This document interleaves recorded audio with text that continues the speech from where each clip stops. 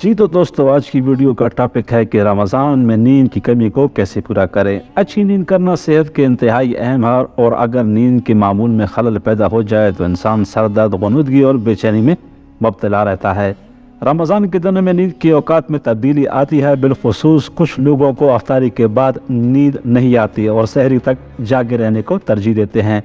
London slip centre کے مطابق نیند کے اوقات میں اچانک تبدیلی دن میں آپ کے کام کو متاثر کر سکتی ہے۔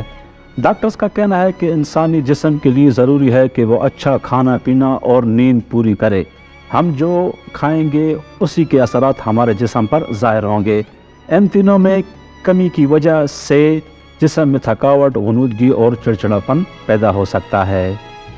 ڈاکٹر کا مزید کہنا ہے کہ نیند کی کمی جسم میں ہارمونز کو بھی متاثر کرتے ہیں۔ جب نیند پوری نہیں ہوگی تو آپ کی بھوک میں اضافہ ہوگا، جو روزے کی حالت میں پریشانی کا باعث بنتے ہیں۔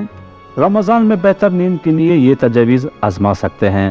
نمبر 1، رمضان میں کتنے گھنٹے نیند کریں۔ اگر آپ صبح سویرے دفتر جاتے ہیں تو افطار اور تراویح کے بعد سحری تک کم سے کم 4 گھنٹے سونے کی عادت ڈالیں، اور سحری اور نماز کے بعد 2 گھنٹے کی نیند سے رات بھر کی نیند کا کم از کم دورانیہ 6 گھنٹے ہو جائے گا۔ دوسری جانب گھریلو خواتین سحری کے بعد کم از کم 5 گھنٹے اور افطاری کے بعد کم از کم 4 گھنٹے نیند پوری کریں۔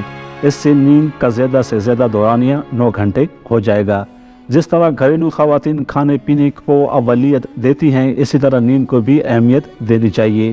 BBC کی رپورٹ کے مطابق اس بات کے شواہد ہیں کہ جو لوگ اچھی نیند لیتے ہیں وہ دن میں کم کھاتے پیتے ہیں، اس لیے روزے کے دوران اچھی نیند آپ کی کھانے کی خواہش کو کنٹرول کرنے میں مدد کر سکتی ہے۔